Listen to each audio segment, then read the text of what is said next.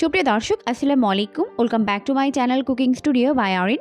আজকে আপনাদেরকে মাত্র একটি ডিম আর ময়দা দিয়ে তৈরি দারুণ মজাদার একটি নাস্তা তৈরি করে দেখাবো। যে নাস্তাটি তৈরি করতে কোনোই ঝামেলা নেই, খুব সহজে তৈরি করে নেওয়া যায় আর খেতেও হয় দারুণ মজার। বিকেলের চায়ের সঙ্গে কিন্তু বেশ জমে যাবে, আশা করছি অনেক বেশি ভালো লাগবে। নাস্তা তৈরি করার জন্য প্রথমে একটি বোলের মধ্যে নিয়ে নিচ্ছি 1.5 কাপ পরিমাণ ময়দা,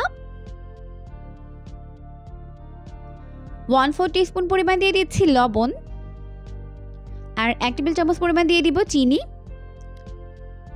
এরপর এই সব কিছুকে একত্রে ময়দার সঙ্গে ভালো করে মিশিয়ে নিতে হবে। একটু সময় নিয়ে ভালো করে মেশাতে হবে। মিশিয়ে নেওয়ার পর এখন এর মধ্যে অ্যাড করে দিচ্ছি 1 টেবিল চামচ পরিমাণ ইস্ট, আর এটা হচ্ছে ইনস্ট্যান্ট অ্যাক্টিভ ড্রাই ইস্ট। এখন ইস্টটিকেও ভালো করে মিশিয়ে নিতে হবে। ইস্টটিকে ময়দার সঙ্গে ভালো করে মিশিয়ে নেওয়ার পর এখন এর মধ্যে একটি ডিম ভেঙে দিব। এরপর ময়দার সঙ্গে ডিমটিকে ভালো করে মিশিয়ে নিতে হবে।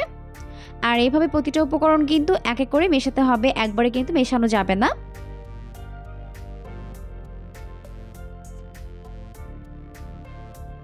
একটু সময় নিয়ে ময়দার সঙ্গে ডিমটিকে ভালো করে মিশিয়ে নিচ্ছে। তো একটু সময় নিয়ে খুব ভালো করে মিশিয়ে নেওয়ার পর এখন আমি এর মধ্যে অল্প অল্প করে কুসুম গরম পানি দিয়ে এটাকে মেখে নিব। আর পানি এমন গরম হবে যাতে আঙুল চোবালে আঙুলটা সহ্য করতে পারে, খুব বেশি গরম না আবার ঠান্ডাও হবে না। তো এইভাবে অল্প অল্প করে পানি দিব আর ভালো করে এটাকে মেখে নিচ্ছে।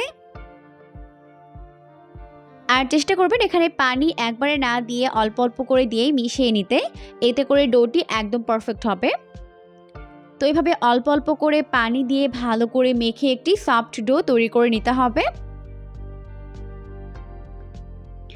তো অল্প অল্প করে পানি দিয়ে ভালো করে মেখে নিয়েছি, আর এই পর্যায়ে কিন্তু ডোটি হাতের সঙ্গে আঠালোভাবে লেগে যাচ্ছে। এখন এখানে 1 টেবিল চামচ পরিমাণ সয়াবিন তেল দিয়ে দিব, তাহলে কিন্তু এটা আর হাতের সঙ্গে আঠালোভাবে লেগে যাবে না।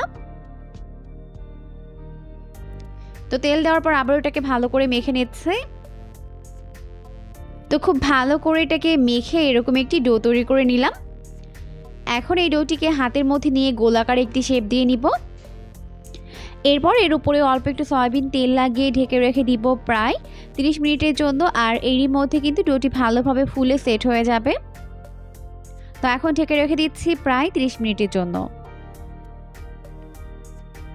এখন ফিরে এলাম 30 মিনিট পর, আর দেখতেই পাচ্ছেন ডোটি কিন্তু খুব ভালো করে ফুলে গেছে।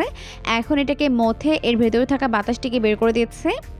এরপর যে কটা নাস্তা তৈরি করব ওভাবে এটাকে ভাগ করে নিব। আমাদের 1.5 কাপ ময়দা দিয়ে অনেকগুলো নাস্তা শেপ হবে, তো আমি এটাকে এরকম করে ভাগ করে নিচ্ছি।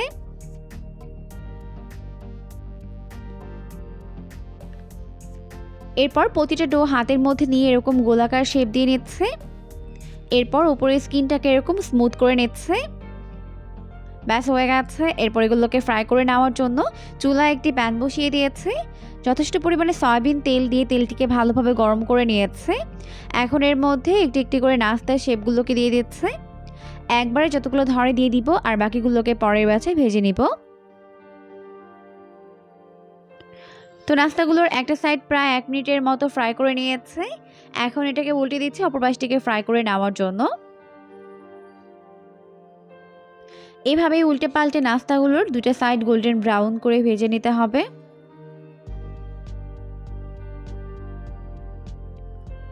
উল্টে পাল্টে নাস্তাগুলোকে এরকম দুটো সাইড গোল্ডেন ব্রাউন করে ভেজে নিয়েছে।